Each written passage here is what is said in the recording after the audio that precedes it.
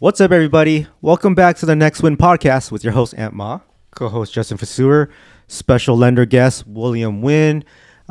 This is the first episode of our 1 hour. If you guys don't know, on Spotify, all podcast platforms, you hear this 1 hour episode, but what you don't see is on YouTube, we break them down in 15-minute parts. And we really love this. If you guys like it or you don't, let us know. Let us know what topics you want us to talk about. Put them down in the comments. We would really love how we can help you guys get your next win. So today, because there's a lot of things going on in the market, right?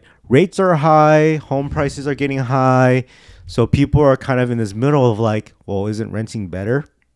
So today we're going to talk about the differences between being a homeowner and a renter and what is better. And so we all of us have been renters at one point in time. Yeah. Yes. Right. And I'm sure everyone in the world has been a renter unless you live with your mom for the rest of your life. Yeah. And so there's a lot of benefits to renting. Right now, like when did you first start renting, Justin? And why? I was, I think, like 24, 25 when I was, what was that? Like 6 years ago, 5 years ago? Yeah. No. 7 years ago. Damn. Okay. Nice. Yeah, I started Youngin. renting. He's got a baby. Yeah.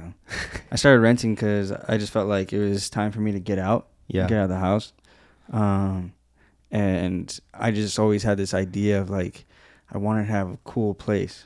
Yeah. And the first spot that I got was like a really cool loft. Nice. And yeah, and I've been renting ever since. Nice. So that's a great reason. For me, I moved out. When I turned 18, a week later, I moved out. That's when I started renting. And then from that point on, I rented almost my whole life. I would probably, when there are some hardships, move back to my parents for a year and then rent again, move back for a year, rent again. So I went through a lot of hardships ever since I was 18. And I'm gonna tell you guys this. I went through a lot. I thought that it was a great idea to move out when I was 18. I was in a household where there's just so much discipline. I couldn't do a lot of things, controlled a lot, and I just wanted to be free. And I would say that was the biggest, stupidest financial decision I've ever made, because I had to work 3 jobs and go to school.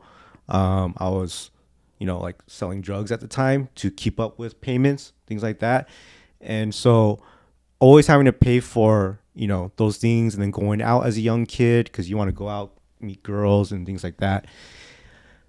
I spent a lot of money, renting. And it took a lot longer for me to get to where I am now, into have money to buy a business, buy a home and things like that. So renting early killed my finances. So for me, it was a bad idea, but it was a good way for me to get out of the house. Yeah. So it's really like, what is that one thing that you wouldn't trade for the world, and it was like to get out of the house. Yeah. But I just didn't know any better. If I just saved for another year or two, I could have done better. Yeah. And I think that's what a lot of young people want right now is like, I want to be free, but we're telling you from experience, It's a setback. just suck it up and live free at your parents' house while you can. Yeah, and save. And save. We have clients that live in parents' house and they're just saving money, dude. They're like, Yeah. they're living in their parents' house, but I got $200,000 in my savings. You know what I mean? Yeah, like, that's so crazy. like what? There's a lot of people who live with their parents and they don't help. save. Yeah, yes. that too. They're just going out all the time and they go out with their friends. Yeah. I'll buy the drinks tonight for you guys. That was me. Guilty. Yeah. That was me. So same thing. So he went out when 18. I stayed in, but I just used my money for stupid reasons. So Yeah. from our experience, like stay home, but save your money. Like Yeah. you can have all the time. It'll be more fun to party when you have money when you're older. I promise you that. Yeah. So my situation was like, I was able to save money. yeah. And I had like 20 to 25 grand. That's pretty good. Yeah. Yeah. But then, like, I didn't have any knowledge about buying a home or anything. I thought it was just like, because I have no credit or whatever, I just had to like rent. And then even then it was not difficult, but like I know they had to look at like credit history and things like that. So to to avoid that, I'd like hit them up in an email and I'm like, hey, I can put this much down, like 6 months down or 3 months, I think it was. And can we go that route? And then they're like, yeah. And I was like, okay, cool. Yeah. But Nice. if I would have like done more research into buying a property, maybe there was some like loopholes or things that I could have gone around to actually get my first property. Yeah. And then, you know. I think that's something we're missing in social media is that there's all these gurus talking about what you should do with houses and things like that. But no one tells us when we should buy a house or what we need to do at the beginning of our life. Like we're all missing that dad that should be teaching us these things. I think a lot of our generation, like especially like when, like we didn't have internet really. Like growing up, we didn't have internet. We didn't have these people like us, kind of like trying to help the kids, help the future, right? Because we had to do all this through experiences and learn. Yeah. And I think that's why I started this podcast to kind of like help the younger generation start better than we did. Yeah, we're now the old men that can pass out, because our parents are immigrants, right?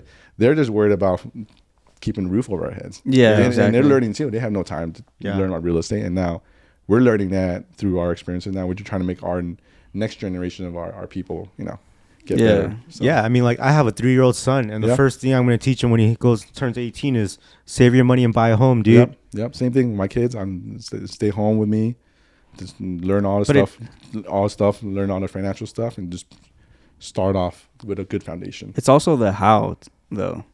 So like, for example, I was getting that advice. It was like, save your money, buy a home, have a family, right? Yeah. But I'm like, okay, how do I do that? Yeah. How do I buy a home? Yeah. You know? Yeah. My dad said the same thing, but he'll say it like once every 5 years. And I'm like, I don't even know what that meant. It's just like, oh, okay, when I get older. Yeah. Right? Exactly. When I'm ready. Yeah, when I'm ready. It's like, you gotta prepare right now for that. So it's like, I would teach my son once he's like first job, put $300 into your bank account, and every paycheck put $300, and that's gonna go towards your house. We're actually doing that with our kids right now. Like we have a tax jar. I don't know if anyone follows social media. If you see in front of my TV, there's a tax jar. Yeah. So when they do chores, we'll give them money, but we take off taxes.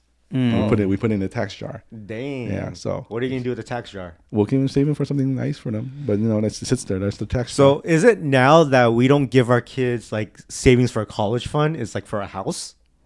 Yeah. Maybe. Is that better? I just put money away.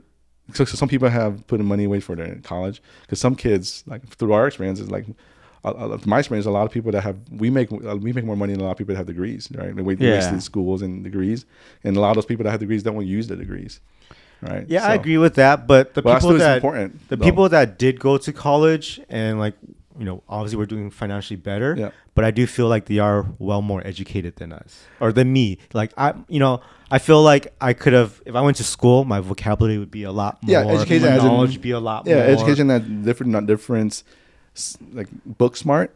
You can say that, but you can be book smart too. You can. I think you have to really like look into your child and see like what type of person they are. Because like figure it out. Yeah, because like even with my sisters, one of them's like really into school and studies and goes to school and like stays there in the library. Loves and then the other one is like kind of like me, more of an artist and doesn't care about school, blah blah. So obviously it'd be good to help both of them. Yep. So do you think your sister that loves school, she's more of the Ivy League type of college person? Yeah, I would say so. Wow. Like straight A's, everything. Like, that's awesome. Yeah. And that's what I'm saying. Like that kid is probably going to get scholarships or grants or financial aid. For sure. Stuff like that. So like, why save for a college fund when she's going to need a house? Whether you go to college or not, you need a house. Even my girl, she did amazing in school. Yeah. And luckily it paid off, for her. Mm-hmm. But there's also people that go through the whole college experience and get in debt, and then they don't even use their degree anymore because...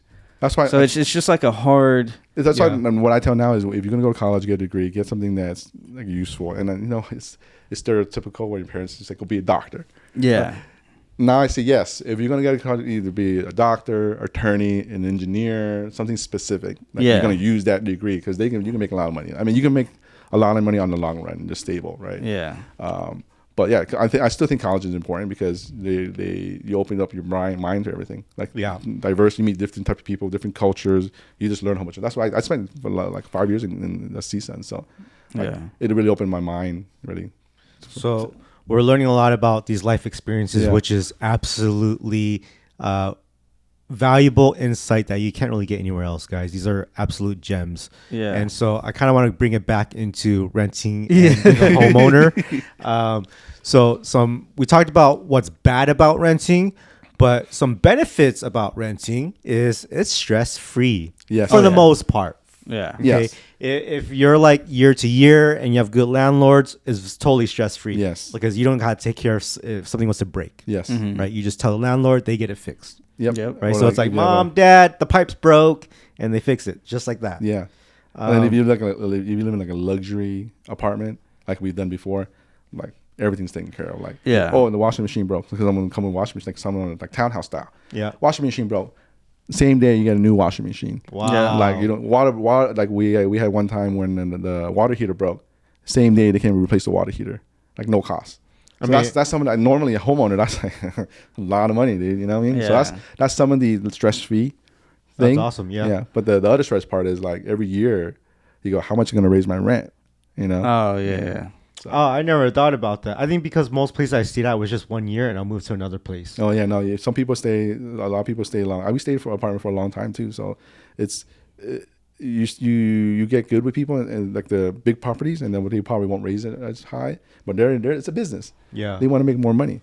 So I think one of the biggest things is just the stress free of major damages, maintenance, right? And, so like maintenance and everything. If the roof was leaking, you don't have to worry about it. Then phone call. Then landlord's got to spend like $20,000 for a new roof. Yeah. Like you don't have to do that. That's the great part about renting. I mean, you've been renting for you said like 7 years now. What do you like about it? Yeah, I think it's the same thing. Just everything's taken care of. You don't really have to think about anything. You just call somebody up. Hey, this thing's broken. Come fix it. Yeah. You know what I mean? And then you don't have to pay for that. Yeah. I don't think we've been in this situation, but this is something that happens often to a lot of renters. And because you rent, you don't get to say when you want to leave the house during your term. Yeah. So, for example, while you're renting, you can think everything's fine. And then the landlord can say, I'm selling the house. Yeah. Oh, and then you're like, that's the scary part. You're like, oh, I got to move like in 30 days. Yep. Damn, I need to look for a place. Yeah. So like you don't have the decision of what you get to do with a house. That's the bad part about renting. Yeah. Yep. So anytime, even big apartments, right, where we used to rent a big apartment, a luxury apartment. Yeah. They were selling to another corporation, and that was scary because they're gonna come in, remodel everything. They're gonna increase like rent because they're remodeling, and that's the scary part too. Like you're in an apartment, you don't know what's gonna happen. So that's the uncertainty. You can't control the house that you live in. Yes, you can't control what's they gonna can happen. say like, hey, we want to, like you said, remodel. So we want to build something. You guys gotta get out for 2 weeks. Yeah, or like a month, or like find some place out, and then they're gonna increase it. Yeah, so that's the scary part. Yeah, that's crazy. Like for example, I had the homie who in LA, he was living in a place, his own house that he was living in. It was a rental, and then he found out that the landlord was going to sell the home.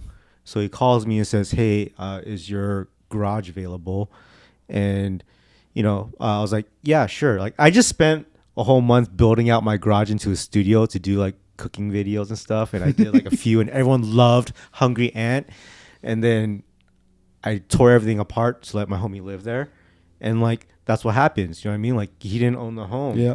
Like he had to find a place to live, and he loved it because he saved so much money because now it was a garage conversion. He's like, yes, I love this. I'm saving like a quarter of the money that I was spending at renting. Yeah. So there's like benefits to things, but overall, I think being a homeowner is the best. Besides, the stressfulness of things breaking in your home, being a homeowner is stressful. The first time I bought a home, everything's great.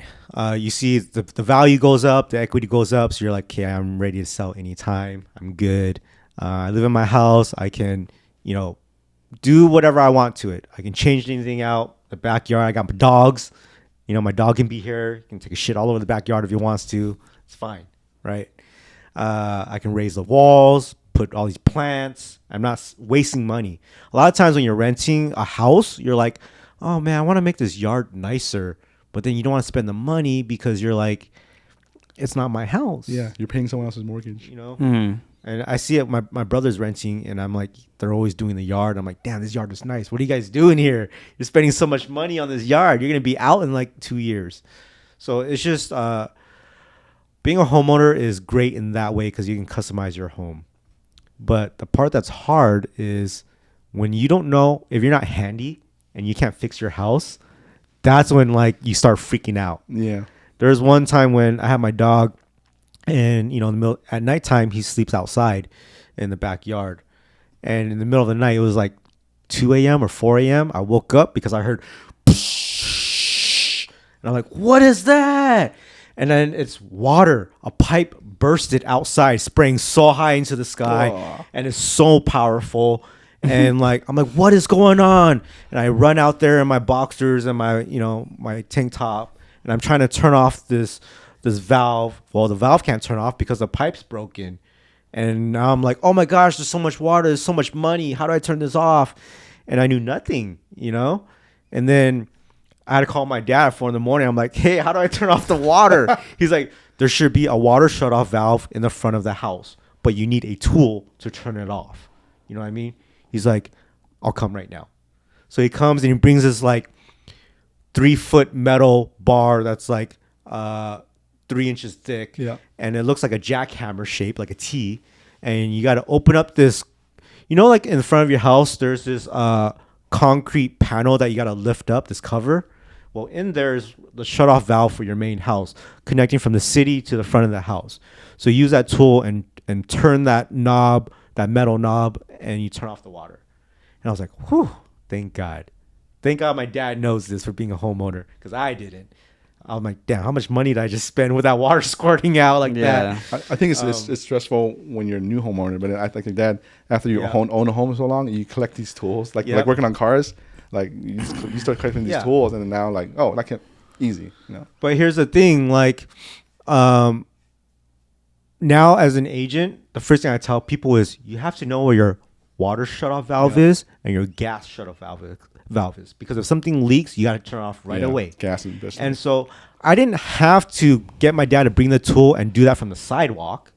There's a shutoff valve in front of your house, usually next to the sprinklers. And it's just a handle that you turn. Yeah. Mm-hmm. And I didn't know that existed. Mm-hmm. And it was like kind of like hidden in the dirt of the plants, and I had to scratch the dirt out and then find that handle. And now I knew, and I was like, oh my God, like, why didn't my agent tell me that? You know what I mean? So now I tell every client that, like, you need to know these homeowner things. So that's why I also tell people, like, you shouldn't get a house if your agent doesn't own a home, because how much can they teach you? Yeah. I can tell you how much this costs in my house, things like that, if something were to break. So being a homeowner is stressful if you don't know anything, but as the years go by, it gets easier and easier. And I think the best part is that, especially when you have a family, is that stability. Like, you ain't worried year after year, oh shit, am I going to be able to afford this rent? Yeah. Oh, yeah. Am I going to get a pay increase to afford this $200, $300? I think some LA ones are like $500 increases, like insane. Yeah. So like with the house, your mortgage is fixed. Mm-hmm. Like, that ain't going to change. It's going to go lower when you refinance. Yeah. You don't have to worry every year. Like, oh man, like I remember that, going through that feeling like, damn, the renewal's coming up. How much are you going to raise it this time? What's the surprise? Yeah. And as a homeowner, you can choose what to do. Also, you can choose to either sell the home and make money, or start renting it out if you've saved enough to buy another I have people home. that buy houses, and they're like, nah, I'm gonna rent and then rent this house. I'm gonna go rent and then rent this house out, and then we have people that do that. Really? Yeah. Why would they go rent another home and rent theirs? Sometimes like they can get more rent, and they live in a good area, so they get more rent for this house. I see. And it's paying off the mortgage, and they're making money, and then they rent for cheap, or like stay at their parents' house or something. Yeah, that makes sense. So everyone's situation is different, man. Yeah. Another bad and good thing about being a homeowner is that, okay, we have a client who just bought a condo, right? And there's a balcony, and the balcony needs repairs, and it's like $4,000 to fix. Now, a person who buys a condo, that's your first time homeowner. They don't have all the money to buy a normal size house, so they're buying a condo. So a $4,000 repair on a balcony is a lot. Yeah. And you have to fix it because of HOA, right? And so you would never think you got to dish out $4,000 and fix a balcony on being a homeowner like that, buying a cheap place. And so that hurts the homeowner. She's like, God, man, I never knew how hard it was to be a homeowner, and I got to dish out so much money. And then I told her, hold on, let me check some stuff. And I checked to see how much her house is worth now. It hasn't even been a year, and now her condo's worth $70,000 more. And she's like, okay, now I feel better. Yeah. You know, I'm like, you're gonna get that money back. Yeah. So don't worry about it. And more. It's your place. So she's like, yeah, now I don't mind paying $4,000 in repairs because I got $70,000 in equity. Yeah. Yeah. She's so happy. Yeah. You know what I mean? So that's one of the great things about being a homeowner. Yeah. So The it's bigger just- picture is so it's all better. about how do you feel about it, your situation, right? And it all depends. You look at the pros and cons and see how it is. I mean, if you find a great, I have clients that own property, I rent them out, and they're great landlords. Like they don't raise the rents. Oh yeah. As long as they take they go, as long as the tenant takes care of their house, we ain't gonna raise the rent. Yeah. Yep. And That's then- what I would do. Yeah, so like they have solid renters, they're good landlords. Like if you find a landlord that's that good, dude, like but that's just rare. Yeah. A lot of landlords out there try to get money, man. Like they'll increase and stuff. So Yeah. Yeah. it all depends on your situation and what you get, and everyone's, like I always said, everyone's scenario is different. So Yeah. There's a lot of like closing costs and things like that for home though, right? There are. When And you we're buy- actually- Closing costs, buying, and then yeah. if you try to sell the house, and then the buyer's trying to get all these incentives too, and blah blah blah, right? yes. Yes. But you need a good agent to stand the ground for you and, things like that. So, it always goes down to just hit up me and William. See, like another question that I have is over time, right? Yeah. Let's say you own a home for 30 years. How much do you think you put into interest and then also repairs and taxes? I think it just depends on how you maintain your house. yeah, It's like if you upkeep your car, then you're just doing minimum, I think if you stay there for 30 years, you don't unless you're like that person where they calculate everything, like engineers, they'll calculate everything. But a lot of people, like normal people, they just see at the end of the 30 years and they sell the house, they just see, like when we sold my old house, right? We didn't think about how much money we put in. We just saw, oh shit, I'm making $250,000 this house. Right? That's a normal person would think. Yeah. They're not thinking, oh, how much money I put onto it, all these years, how much interest. All I was thinking was like, damn, man, I'm up $250,000. When the At that interest rates were low, like at 3% time, and people were buying homes, if they stayed in that home and for 30 years, over that 30 years, how much is that interest? Like 160,000? Yeah, like, For 30 years? No way. for 30 years, that's a good amount. 160,000? No, I wouldn't say that much. I had to look. That's a big calculation. I have to look, but I mean, I remember seeing my paperwork and it was something like that. it says at the bottom when you buy your house, it'll tell you at the end how much interest you'll pay, basically. That's what I saw in my paperwork. It was like if I stayed at this house, it would have been 166,000 that I would have paid over for interest. And so, to me, that's still worth it. So let's just say I spent about 200, 250 over 30 years on that home, interest, repairs, whatever. 30 years, I'm getting way more than 250,000 back. Yeah, but a lot of normal people, they don't. 30 years from now, I'm not going to look back. Like, oh, that's how much pay rent. I'm happy getting at that moment. I'm happy. $250,000 in my Now- bank account. I'm happy. If you're renting right now, $2,000 a month, that's what, $24,000 a year? Yeah, What's that times 10 years? 240,000. yeah. Okay, well, Like you it- lost 240,000 in 10 years. But I wish rent was like $2,000. So I'm talking about in 30 years, I lost 250,000. If we're not even including any equity anywhere, it's just money spent. yeah, Yeah. there was So a, like when you say like let's say you sold your house for $1 million, and you made 500,000, let's say, Yeah. like isn't like it doesn't really matter because all the houses now are $1 million that are the same size. Yeah. So then you still have to like downgrade your home or buy the same home.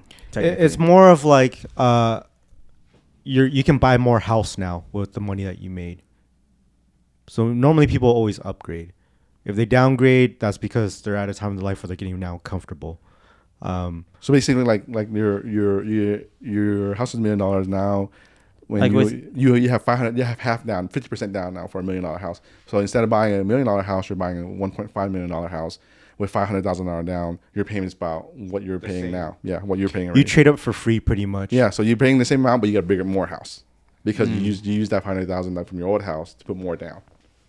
I see. Yeah, So that's the best way to utilize buying and selling your home and upgrading is to keep your payments the same. Whatever equity you made, you get a bigger house. You use that to get a bigger house. That's why to keep your payments the same. Yeah, when you're talking about dream houses, like just take steps. Like you start with a condo. That's usually a condo, and then you take the money from there, get your next house, and eventually you'll get to your dream house. Or unless Imagine all my clients right now who have condos. When they sell their condo, they can buy a single family home, and with that money that they have, they can use that as a down payment, and typically their monthlies will be around the same. Maybe it could be $1,000 more, but it really depends how much they want to put down. Yeah. You know what I mean? Or they can use a little bit down and to furnish the house or repair the house. So technically, they can get a bigger house with the same monthly payments. I see. That's the goal, basically. Right? So like for me, my first house was 750 square feet. My second house was 1,300 square feet. And now I'm living in 3,300 square feet. And every time it's all coming from the equities of the previous home. Yep. Then we have 10,000 square feet. And then 20. Yeah. All right, guys. I hope you enjoyed this episode. This was a long one because we threw in a lot of gems in here from these old grandpas who were trying to teach you guys some things. And just, I learned a lot from both of you guys. So thank you for sharing your life with us. I hope you guys appreciate it. And we're going to go into the next episode real quick. So we'll see you guys there. Peace out.